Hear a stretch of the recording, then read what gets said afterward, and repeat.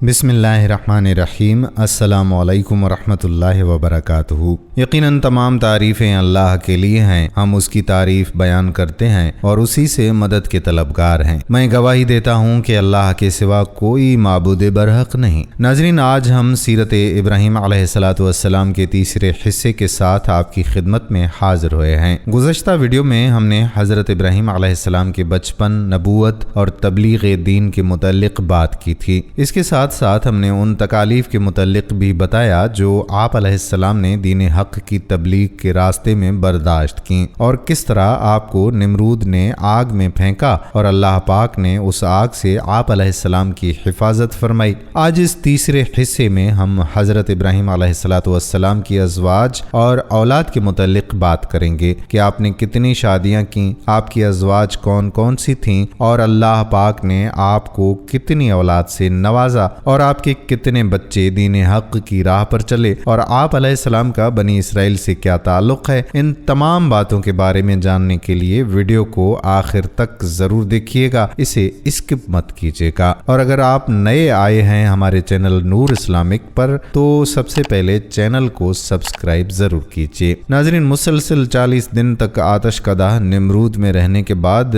جب حضرت ابراہیم علیہ السلام اس آتش کدہ سے باہر آئے تو ملک شام کی طرف چل دیے۔ وہاں جا کر ایک شہر جو خزائن الوجہ کہلاتا ہے، آپ علیہ السلام نے وہاں قیام کیا۔ اس شہر میں پہنچنے کے بعد کیا دیکھتے ہیں کہ ہزاروں آدمی نفیس لباس پہن کر ایک عظیم الشان میدان کی طرف چلے جا رہے ہیں۔ حضرت ابراہیم علیہ السلام نے یہ دیکھ کر لوگوں سے دریافت کیا کہ تم کہاں جا رہے ہو؟ انہوں نے کہا کہ یہاں ایک بادشاہ کی شہزادی ہے اور وہ صاحب جمال ہے، اور خیال یہ کیا جاتا ہے کہ اس جیسا اس سارے عالم میں کوئی بھی نہیں۔ ہر ملک کے بادشاہ اور تمام تر شہزادے اس کی خواستگاری کرتے ہیں۔ وہ شہزادی ہیں کہ کسی کو قبول ہی نہیں کرتی، کہتی ہیں کہ میں اپنی پسند کی شادی کروں گی۔ آج تقریباً 7 دن ہو رہے ہیں، لوگ برابر وہاں جاتے ہیں۔ اس کا طریقہ عمل یہ ہے کہ جب سب جمع ہو جاتے ہیں تو وہ شہزادی خود نکل کر دیکھتی ہے، لیکن پسند کوئی نہیں کرتی۔ یہ بات حضرت ابراہیم علیہ السلام نے سنی تو انہی لوگوں کے ساتھ ہو لیے اور اسی میدان کے ایک گوشے میں جا بیٹھے۔ جب دوپہر ہو گئی اور تمام لوگ حاضر ہو گئے تو وہ شہزادی اپنے ساتھ 70 خواصیں لے کر اور تاج زریں سر پر رکھ کر اور نقاب چہرے پر ڈال کر ایک ایک تہرنج زریں کو جواہرات سے جڑا ہوا ہاتھ میں لے کر میدان میں جا کر ایک سرے سے سب کو دیکھنے لگی۔ جب حضرت ابراہیم علیہ السلام کے پاس پہنچی تو دیکھا کہ ایک نور ان کی پیشانی پر چمکتا ہے۔ وہ شہزادی اس نور کو دیکھ کر ان کے حسن و جمال پر فریفتہ ہو گئی اور تہرنج زریں کو حضرت ابراہیم علیہ السلام کی گود میں ڈال دیا اور خود تخت پر جا بیٹھی۔ اس کے بعد بادشاہ وقت کے لوگ حضرت ابراہیم علیہ السلام کو بادشاہ کے پاس لے گئے۔ در حقیقت وہ نور جس پر شہزادی عاشق ہوئی وہ نور محمدی صلی اللہ علیہ وآلہ وسلم تھا جو حضرت ابراہیم علیہ السلام کی پیشانی پر ظاہر ہوا تھا۔ بادشاہ نے اسے دیکھ کر اپنی بیٹی کی طرف نگاہ کی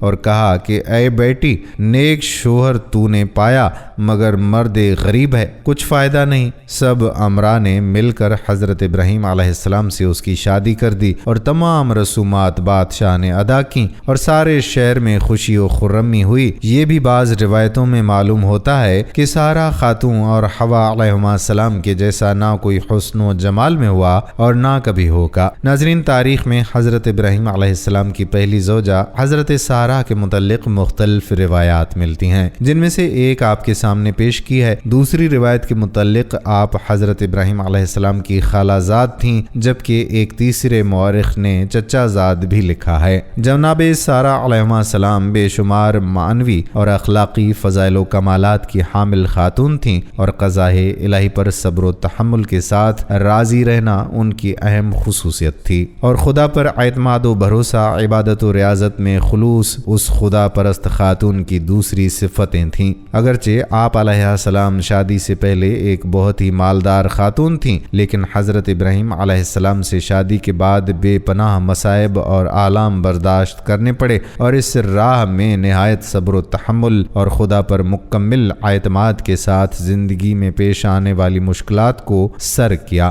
اور اخلاص کے ساتھ ساتھ عبادت و بندگی میں منزل کمال پر فائز ہوئیں۔ جناب سارہ علیہ السلام کے اخلاقی صفات خصوصاً مصائب و آلام میں صبر و تحمل، اپنی تمام دولت و ثروت کو اپنے شوہر کی خدمت میں پیش کرنا، پیغمبر اسلام صلی اللہ علیہ وآلہ وسلم کی شریک حیات حضرت خدیجہ سلام اللہ علیہا کے جو تمام مصیبت و آلام میں پیغمبر اسلام حضرت محمد صلی اللہ علیہ وآلہ وسلم کے ہمراہ رہیں، اس کے ایثار و قربانی اور ان کے جذبہ خلوص کی یاد تازہ کر دیتا ہے۔ بے شک خدا پر ایمان انسان کے قلب کو قوت و طاقت فراہم کرتا ہے تاکہ انسان مشکلات اور پریشانی کے عالم میں حلیم و بردبار رہے۔ حضرت ابراہیم علیہ السلام کو نار نمرود میں ڈالا گیا تو اس وقت جناب سارہ موجود تھیں اور آپ کی سلامتی کے لیے پروردگار عالم کی بارگاہ میں دعائیں کر رہی تھیں، اور آگ خدا کے حکم سے گلزار ہو گئی اور دشمنوں کی تمام تر سازشیں ناکام ہو کر رہ گئیں۔ اور اس واقعے کے بعد بت پرستوں نے حضرت ابراہیم علیہ السلام، سارہ علیہ السلام اور لوط علیہ السلام کو شہر سے باہر نکال دیا اور وہ لوگ شام کی جانب چلے گئے۔ جناب سارہ نے دربدری اور سفر کی صعوبتوں کو برداشت کیا تاکہ حضرت ابراہیم علیہ السلام کے ذریعے دین کا پیغام زیادہ عام ہو سکے، اور مدتوں شام میں رہے، اور اس دوران حضرت ابراہیم علیہ السلام لوگوں کو خدا کے دین کی دعوت دیتے رہتے۔ ایمان و اخلاق کی پیکر حضرت سارہ عفت و پاک دامنی میں بے نظیر تھیں۔ آپ نہایت جمیل تھیں۔ عام طور پر صاحبان حسن و جمال اپنے فانی حسن پر بہت زیادہ اتراتے ہیں، لیکن جناب سارہ ایمان و تقوی کی دولت سے مالا مال ہونے کی بنا پر ہمیشہ پورے حجاب میں رہتی تھیں اور غیر افراد کے ساتھ کبھی بھی نشست و برخاست نہیں کرتی تھیں۔ جناب سارہ بہترین شریک حیات ہونے کے ساتھ ساتھ ہر ایک منزل پر حضرت ابراہیم علیہ السلام کی یار و مددگار تھیں۔ یہی وجہ ہے کہ خداوند تعالی نے ان کے ایثار اور جذبہ قربانی، صبر و اطمینان اور اعتماد کے نتیجے میں ایسی عمر میں کہ جس میں عورتوں میں بچہ جننے کی صلاحیت نہیں ہوتی، جناب سارہ کو اسحاق علیہ السلام جیسا فرزند عطا کیا، اور یہ ایک معجزہ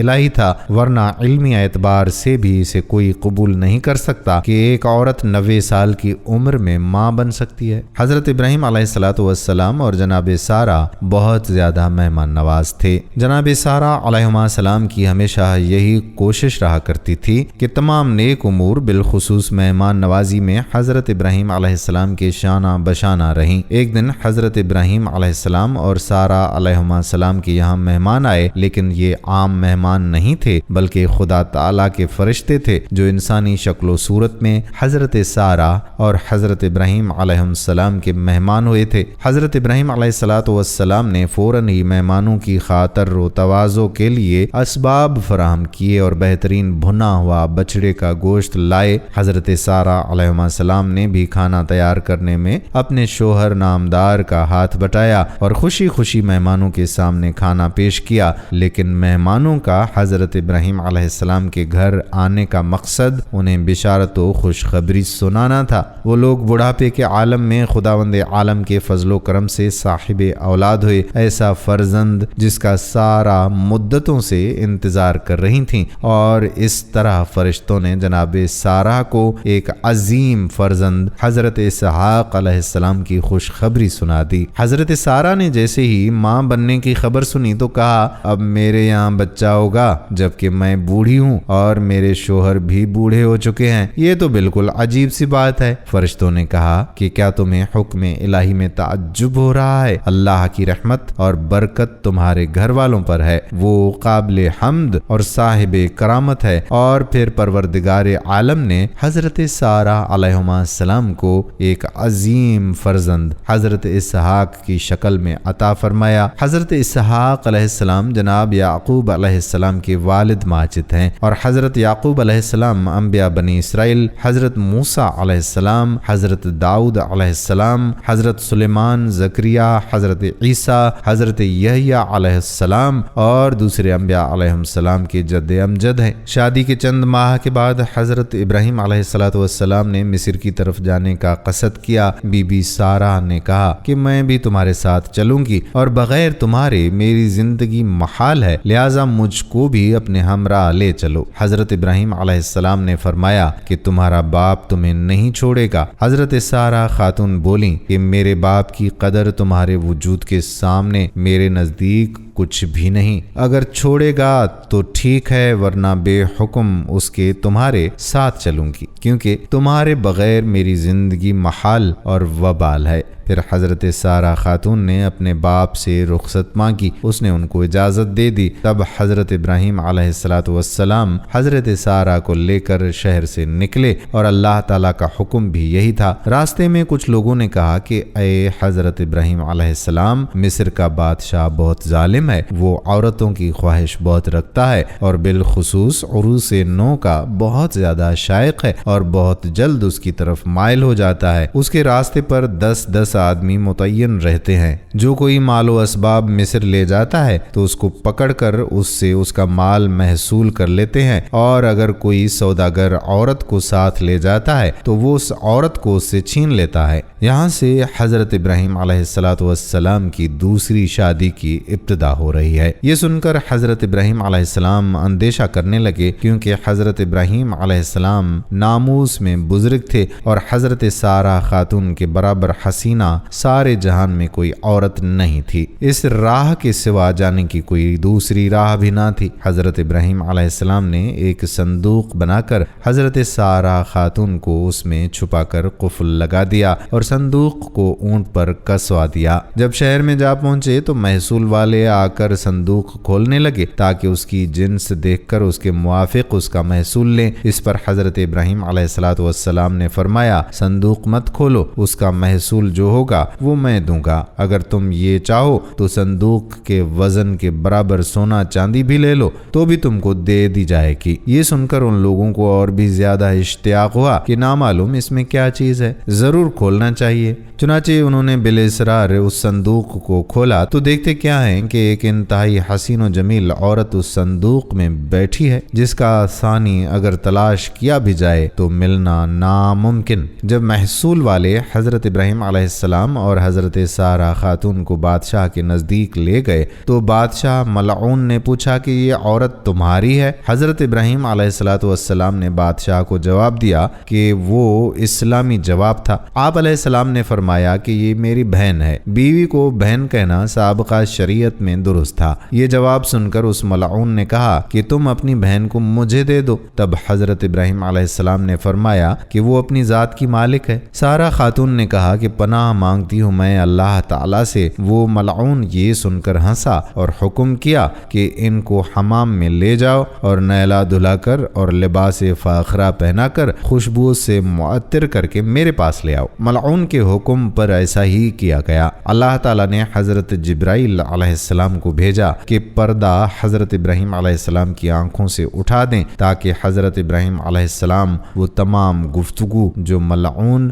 حضرت سارہ بی بی کے ساتھ کرے سن سکیں اور ان کے تمام حالات آنکھوں سے دیکھ سکیں۔ جب جبال مبارک حضرت سارہ خاتون کا اس ملعون نے دیکھا تو فوراً اس نے دست درازی کا قصد کیا۔ اسی وقت اس کا ہاتھ شل اور خشک ہو گیا۔ پھر اس نے چاہا بے ادبی کرے، تب اللہ تعالیٰ کے حکم سے اپنے زانوں تک زمین میں دھنس گیا۔ جب اس کا کوئی بس نہ چلا تو کہنے لگا کہ یہ عورت تو جادوگر ہے۔ حضرت سارہ خاتون نے اس ملعون سے کہا کہ اے بدبخت، میں جادوگر نہیں ہوں، لیکن میرا خاوند خداوند قدوس کا دوست ہے جو سب کی نگہبانی کرنے والا ہے، اور خداوند کریم کی درگاہ میں دعا کرتا ہے تاکہ تو مجھے بے عزت نہ کر سکے۔ یہ سن کر اس نے توبہ کی اور فی الفور ہاتھ اس کا درست ہو گیا۔ زمین نے بھی اس کو چھوڑ دیا۔ پھر جب دوسری مرتبہ حضرت سارہ کی طرف نگاہ بد سے دیکھا تو اسی وقت اندھا ہو گیا۔ تب اس ملعون نے کہا کہ اے بی بی معصوم، میرے حال پر دعا کرو اور میں اس کام سے ہمیشہ کے لیے توبہ کرتا ہوں۔ جب حضرت سارہ نے دعا کی تو اللہ تعالیٰ کے حکم سے اس کی آنکھیں اچھی ہو گئیں۔ پھر جب حالات ٹھیک ہو گئے تو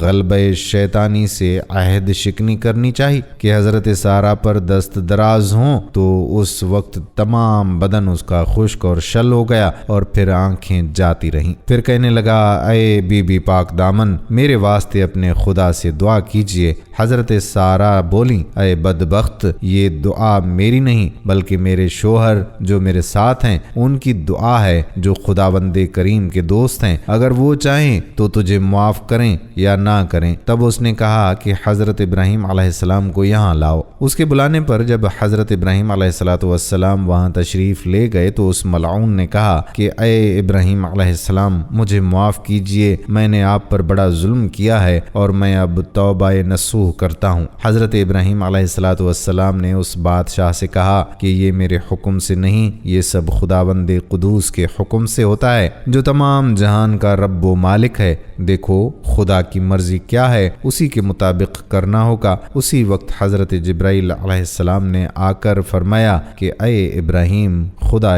تعالی نے تمہیں سلام کہا اور فرمایا کہ جب تک یہ تمام ملک اور خزانہ تم کو نہ دے تم ہرگز اس سے راضی نہ ہونا۔ پھر حضرت ابراہیم علیہ السلام نے اس بادشاہ سے یہ بات کہی کہ میرا رب ایسا فرماتا ہے۔ بادشاہ نے یہ باتیں سنتے ہی تمام سلطنت اور اپنا خزانہ حضرت ابراہیم علیہ السلام کو دے دیا۔ یہ کیفیت ہونے پر حضرت ابراہیم علیہ السلام نے اس بادشاہ کے حال پر دعا کی، اس نے دعا کی برکت سے صحت و تندرستی پائی۔ ناظرین، روایت یہ بھی ہے کہ حضرت ابراہیم علیہ السلام نے اس مملکت کے 2 حصے کر کے جو جانب کنعان تھا وہ آپ علیہ السلام نے خود رکھ لیا اور باقی جو بچا اسی کو واپس کر دیا۔ بادشاہ نے ایک صاحبزادی دوشیزہ نیک روح خوبصورت صاحب کمال لا کر حضرت سارہ خاتون سے کہا کہ اے نیک بخت بی بی، میں نے تمہاری بے حرمتی کی کوشش کی اور میں نے تم کو دیکھ کر برا خیال کیا،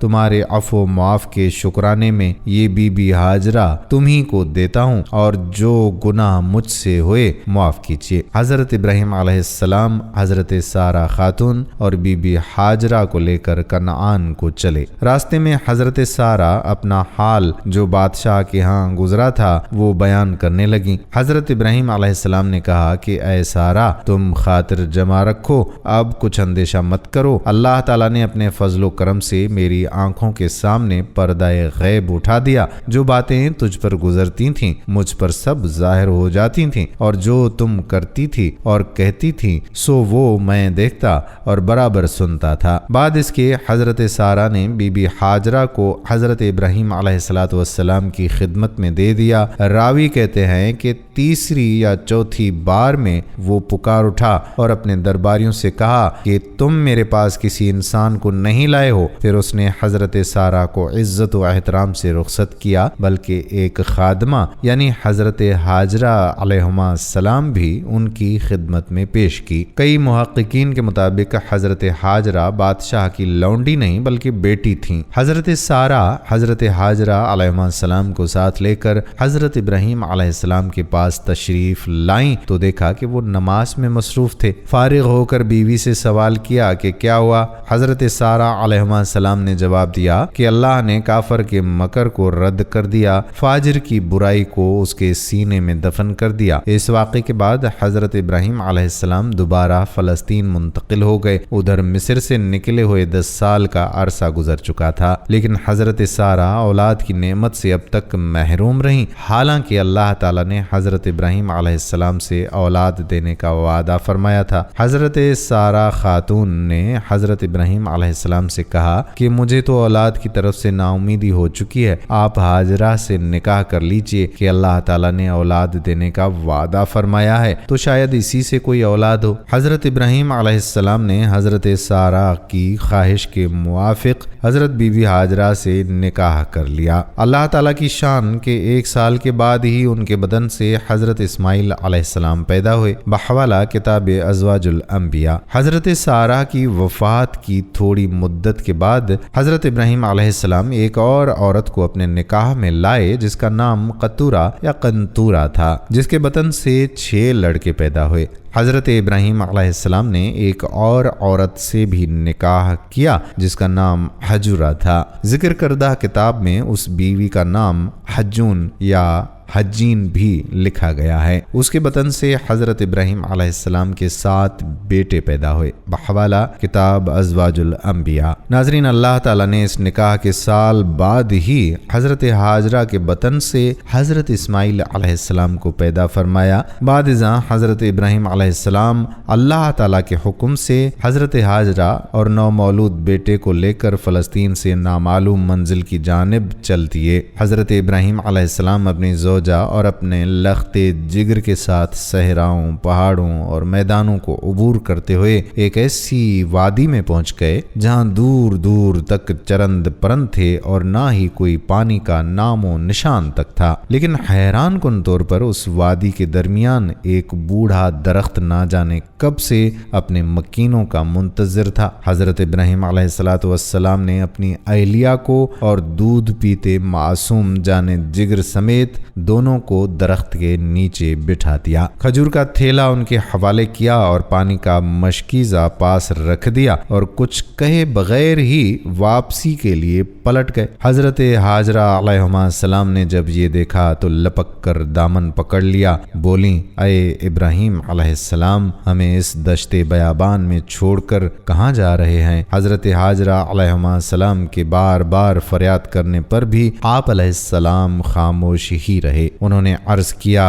اے ابراہیم علیہ السلام، کیا یہ اللہ کا حکم ہے؟ آپ علیہ السلام نے فرمایا ہاں۔ حضرت حاجرہ علیہ السلام نے یہ سنا تو بڑے یقین اور بڑے ہی اعتماد کے ساتھ فرمایا، پھر ہمارا پروردگار ہمیں ضائع نہیں فرمائے گا۔ حضرت ابراہیم علیہ السلام آگے بڑھ گئے، لیکن الفت پدری کے تحت وہ مجبور ہو کر ایک ٹیلے کی اوٹ میں پہنچ گئے جہاں سے حضرت حاجرہ علیہ السلام ان کو نہ دیکھ سکتی تھیں، اور پھر اللہ رب العزت کے حضور دعا کے لیے اپنے ہاتھ بلند کیے اور دعا کی، اے پروردگار، میں نے اپنی اولاد کو اس میدان بیابان میں تیری عزت والے گھر کے پاس لا بسایا ہے تاکہ یہ نماز پڑھیں۔ تو لوگوں کے دلوں کو ایسا کر دے کہ ان کی طرف جھکے رہیں اور ان کو میووں سے روزی دے تاکہ تیرا شکر کریں۔ بحوالہ سورہ ابراہیم آیت نمبر 37۔ پھر حضرت ابراہیم علیہ السلام وہاں سے واپس پلٹ گئے۔ حضرت حاجرہ علیہ السلام پر اللہ کی رحمت سایہ فگن تھی۔ ابھی زیادہ راہ ختم ہی ہوا تھا کہ اللہ نے معصوم اسماعیل علیہ السلام کے قدموں تلے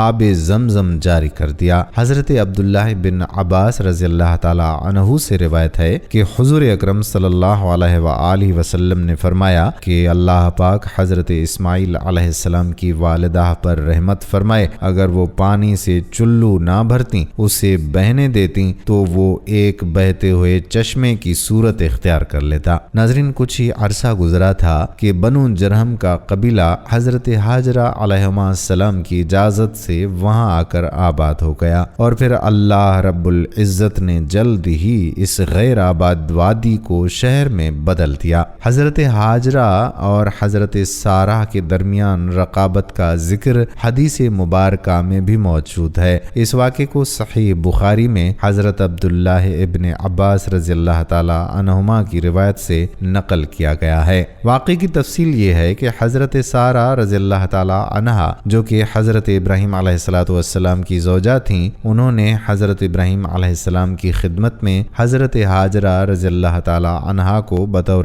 ہدیہ پیش کیا تھا۔ چنانچہ حضرت حاجرہ کی حضرت ابراہیم علیہ السلام سے اولاد ہوئی، یعنی حضرت اسماعیل علیہ السلام پیدا ہوئے، جبکہ اس وقت تک حضرت سارہ رضی اللہ تعالی عنہا سے کوئی اولاد نہیں تھی۔ اس پر حضرت سارہ کو غیرت آئی، جیسا کہ سوتنوں میں فطری طور پر رقابت ہوتی رہتی ہے۔ انہوں نے قسم کھائی کہ وہ حضرت حاجرہ کے 3 اعضاء کاٹیں گی۔ چنانچہ حضرت حاجرہ رضی اللہ تعالی عنہا نے اس اندیشے سے کہ کہیں مجھے وہ نقصان نہ پہنچا دیں تو وہ ان سے اوجھل ہو کر جانے لگیں، تو انہیں خیال ہوا کہ حضرت سارہ کو میرے قدموں کے نشان کا علم نہ ہو، اس لیے انہوں نے یہ تدبیر اختیار کی کہ اپنے کپڑوں پر درمیان میں ایک پٹکا باندھ لیا تاکہ چلتے ہوئے وہ زمین پر گھسٹتا رہے اور اس سے نشانات قدم مٹتے جائیں، تاکہ حضرت سارہ کو ان کے جانے کا علم تک نہ ہو سکے۔ بعض حضرات نے ذکر کیا ہے کہ حضرت سارہ نے حضرت ابراہیم علیہ السلام سے خود کہا کہ آپ ان کو مجھ سے اوجھل کر دیں تاکہ رقابت زیادہ نہ بڑھے۔ چنانچہ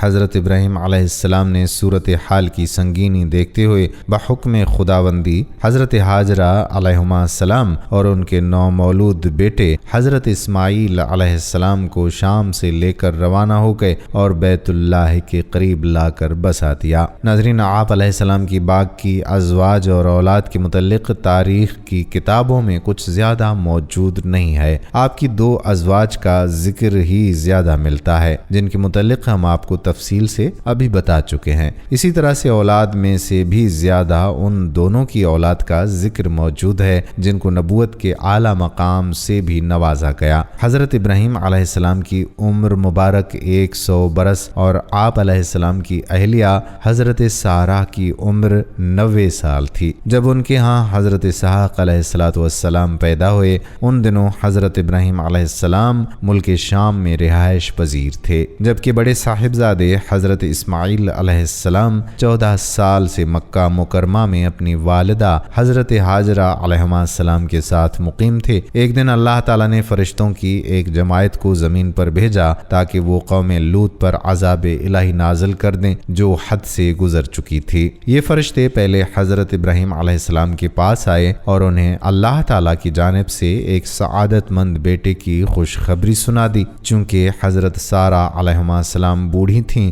فرشتوں کی اس خوشخبری پر انہیں بڑی حیرت ہوئی اور تعجب بھی، جس کا ذکر اللہ رب العزت نے قرآن پاک میں یوں فرمایا: ہم نے اس کو یعنی حضرت سارہ علیہ السلام کو اسحاق علیہ السلام کی اور اسحاق علیہ السلام کے بعد حضرت یعقوب علیہ السلام کی خوشخبری دی، تو انہوں نے کہا: اے ہے میرے یہاں بچہ ہوگا، میں تو بوڑھیا ہوں اور میرے شوہر بھی بوڑھے ہیں، یہ تو بڑی عجیب بات ہے۔ انہوں نے یعنی فرشتوں نے کہا: کیا تم اللہ کی قدرت سے تعجب کرتی ہو؟ اے اہل بیت، تم پر اللہ کی رحمت اور اس کی برکتیں ہیں۔ حضرت ابراہیم علیہ السلام بھی اس خوشخبری پر بڑے حیران ہوئے کیونکہ وہ بہت بوڑھے ہو چکے تھے، لہٰذا انہوں نے بھی ازراہ تعجب فرشتوں سے فرمایا کہ جب مجھے بڑھاپے نے آ پکڑا تو تم خوشخبری دینے لگے، اب کاہے کی خوشخبری دیتے ہو؟ انہوں نے کہا کہ ہم آپ علیہ السلام کو سچی خوشخبری دیتے ہیں، آپ علیہ السلام مایوس نہ ہوں۔ غرض حضرت اسماعیل علیہ السلام کی پیدائش کے 14 سال بعد اللہ تعالیٰ نے آپ علیہ السلام کو ایک اور سعادت مند فرزند حضرت اسحاق علیہ السلام عطا فرمائے، جس پر حضرت ابراہیم علیہ السلام بار بار اللہ تعالیٰ کا شکر ادا کرتے تھے۔ قرآن پاک میں ارشاد باری تعالیٰ ہے: ابراہیم علیہ السلام نے کہا، اللہ کا شکر ہے جس نے مجھے اس بڑھاپے میں اسماعیل اور اسحاق بخشے، بے شک میرا پروردگار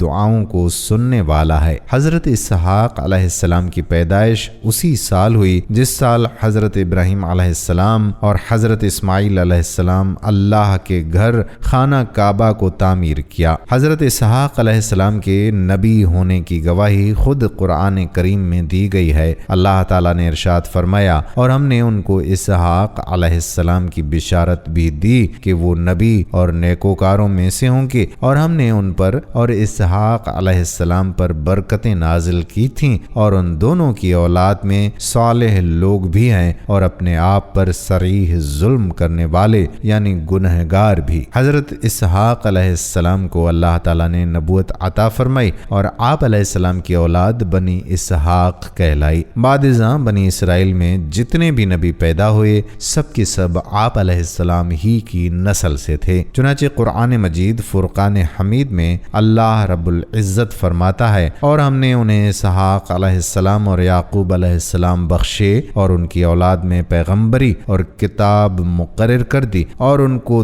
دنیا میں بھی ان کا صلہ عنایت کیا اور وہ آخرت میں بھی نیک لوگوں میں ہوں گے۔ ناظرین، حضرت اسحاق علیہ السلام کی شادی حضرت ابراہیم علیہ السلام کے بھائی ناحور کی پوتی رفقہ سے ہوئی۔ شادی کے وقت حضرت اسحاق علیہ السلام کی عمر 40 سال تھی۔ انہیں اولاد کی بڑی خواہش تھی اور تمنا تھی، جس کے لیے وہ بارگاہ الہی میں دعائیں کیا کرتے تھے۔ آپ علیہ السلام کی دعائیں قبول ہوئیں اور شادی کے 20 برس بعد اللہ رب العزت نے آپ علیہ السلام کو 2 جڑواں بیٹے عطا فرمائے۔ پہلے کا نام محیسور رکھا، جسے اہل عرب محیس کے نام سے پکارتے ہیں، ان کی اولاد رومی کہلاتی ہے۔ دوسرے کا نام یعقوب رکھا، جن کا لقب مورخین تحریر کرتے ہیں اسرائیل، اور ان کی نسل بنی اسرائیل کہلائی کہ حضرت اسحاق علیہ السلام اپنے بڑے بیٹے محیس سے زیادہ محبت کرتے تھے، جبکہ ان کی اہلیہ رفقہ اپنے چھوٹے بیٹے یعقوب کو زیادہ چاہتی تھیں۔ آخری عمر میں حضرت اسحاق علیہ السلام کی بینائی ختم ہو گئی تھی اور آپ علیہ السلام نابینا ہو گئے تھے۔ دونوں بیٹے سعادت مند تھے اور باپ کی بے حد خدمت کیا کرتے تھے۔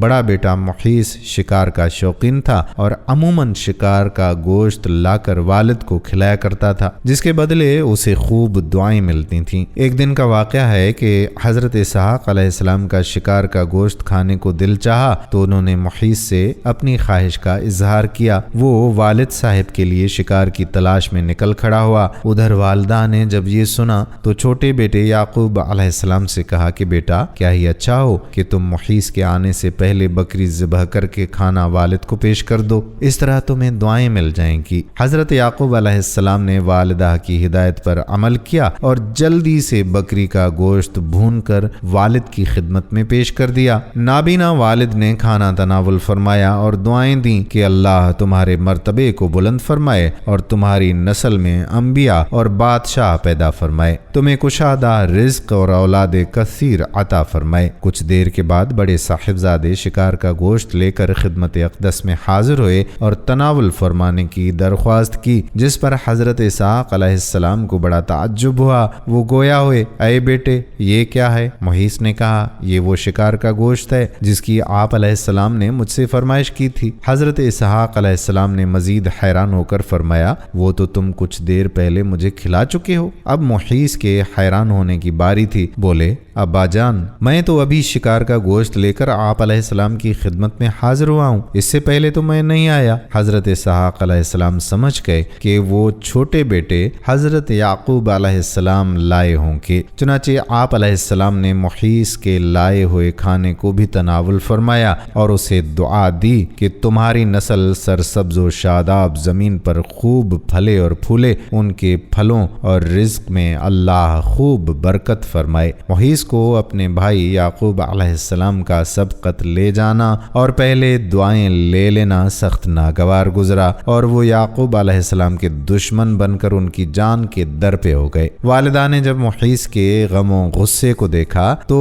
انہیں خوف محسوس ہوا اور انہوں نے چھوٹے بیٹے یعقوب علیہ السلام سے کہا کہ تم فوری طور پر شام چھوڑ کر اپنے ماموں کے پاس حیران چلے جاؤ، مجھے ڈر ہے کہ محیس تمہیں قتل نہ کر دے۔ جب بھائی کا غصہ ختم ہوگا تو میں تمہیں واپس بلوا لوں گی۔ حضرت اسحاق علیہ السلام کو بھی معاملات کی نزاکت کا احساس ہو چکا تھا، چنانچہ انہوں نے اس فیصلے کی حمایت کرتے ہوئے حضرت یعقوب علیہ السلام کو فوری چلے جانے کا مشورہ دیا۔ یوں حضرت یعقوب علیہ السلام والدہ اور والد دونوں کی دعائیں لے کر ملک شام سے ہجرت کر گئے۔ ناظرین، بنی اسرائیل نے اللہ کی کتاب توریت میں تحریف کرتے ہوئے حضرت اسحاق علیہ السلام کو ذبیح اللہ قرار دیا ہے۔ توریت میں یوں تھا کہ اللہ نے اپنے اکلوتے بیٹے کو ذبح کرنے کا حکم دیا۔ اسرائیلیوں نے اس میں تحریف کر کے یوں کر دیا کہ اللہ نے حضرت ابراہیم علیہ السلام کو اپنے پہلے بیٹے اسحاق علیہ السلام کو ذبح کرنے کا حکم دیا۔ یہاں لفظ اسحاق ان کی طرف سے توریت میں اضافہ ہے اور یہ سراسر جھوٹ، بہتان اور گمراہی ہے، جس کی وجہ بنی اسرائیل کا اہل عرب سے حسد ہے۔ اللہ تعالیٰ نے جس وقت ذبح کا حکم فرمایا اس وقت حضرت اسماعیل علیہ السلام ہی اکلوتے بیٹے تھے۔ بنی اسرائیل اہل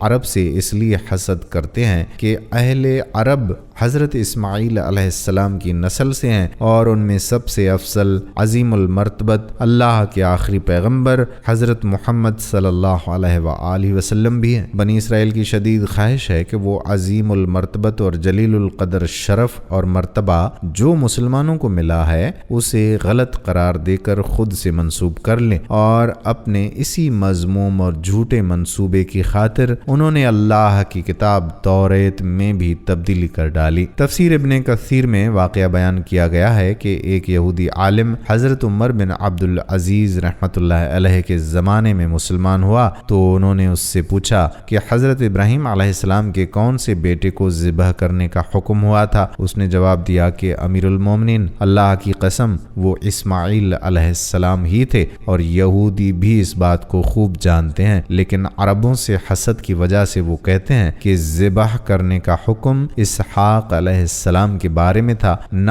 کہ حضرت اسماعیل علیہ السلام کے بارے میں۔ دوسری طرف اگر حضرت اسماعیل علیہ السلام کی بات کی جائے تو اللہ تعالیٰ نے حضرت اسماعیل علیہ السلام کو حجاز مقدس اور اس کے آس پاس کی تمام آبادیوں نیز قوم جرہم، قوم عمالیق اور اہل یمن کی طرف نبی بنا کر بھیجا۔ آپ علیہ السلام ہمارے پیارے نبی حضرت محمد مصطفیٰ احمد مجتبیٰ صلی اللہ علیہ وآلہ وسلم کے جد اعلیٰ ہیں۔ قرآن مجید فرقان حمید میں حضرت اسماعیل علیہ السلام کے 3 اوصاف نہایت ہی صراحت کے ساتھ بیان کیے گئے ہیں۔ نمبر 1، تعمیر کعبہ کے دوران اپنے والد حضرت ابراہیم علیہ السلام کے شانہ بشانہ شریک رہے۔ نمبر 2، آپ علیہ السلام وعدے کے بڑے پکے اور سچے تھے۔ نمبر 3، آپ علیہ السلام لوگوں کو نماز اور زکوٰۃ کا حکم دیتے رہتے تھے تاکہ وہ اللہ کے عذاب سے بچ جائیں۔ اللہ تعالیٰ قرآن پاک میں فرماتا ہے،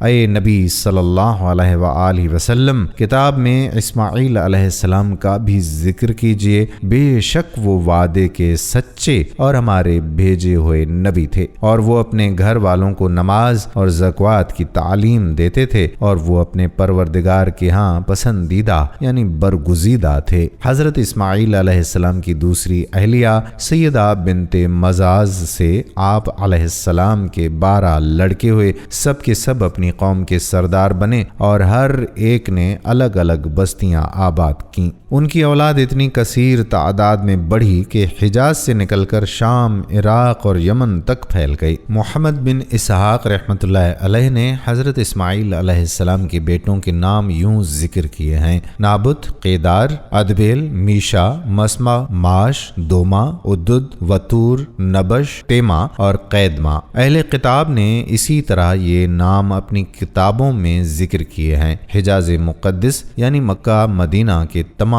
عرب حضرت اسماعیل علیہ السلام کے 2 صاحبزادوں یعنی قیدار اور نابت کی اولاد میں سے ہیں، بحوالہ ابن کثیر۔ ناظرین، مورخین نے لکھا ہے کہ دنیا میں جو شخص سب سے پہلے گھوڑے پر سوار ہوا وہ حضرت اسماعیل علیہ السلام تھے۔ اس سے پہلے گھوڑا وحشی جانور تھا۔ حضرت اسماعیل علیہ السلام نے اسے سیدھا اور مانوس کیا اور پھر اس پر سواری کی۔ حضرت عبداللہ بن عمر سے روایت ہے کہ رسول کریم صلی اللہ علیہ وآلہ وسلم نے ارشاد فرمایا کہ گھوڑوں کو اپناؤ اور ان پر سواری کرو، بے شک یہ تمہارے باپ حضرت اسماعیل علیہ السلام کی میراث ہے۔ بحوالہ قصص الانبیاء ابن کثیر۔ ناظرین گرامی، یہ تھی ہماری آج کی ویڈیو جس میں حضرت ابراہیم علیہ السلام کی ازواج مطہرات اور اولاد کے متعلق بات کی گئی۔ اگلے حصے میں ہم حضرت ابراہیم علیہ السلام کے ہاتھوں بیت اللہ شریف کی تعمیر کے متعلق بات کریں گے۔ ہماری اگلی ویڈیو میں ہمارے ساتھ رہیے گا۔ ہم امید کرتے ہیں کہ ہماری یہ آج کی ویڈیو بھی آپ کو پسند آئی ہوگی۔ اگر پسند آئی ہے تو اس ویڈیو کو شیئر ضرور کیجیے۔ چینل کو سبسکرائب نہیں کیا تو نور اسلامک کو سبسکرائب کرنے کے ساتھ ساتھ بیل کے بٹن کو بھی پریس کر لیں تاکہ آپ کے پاس ہماری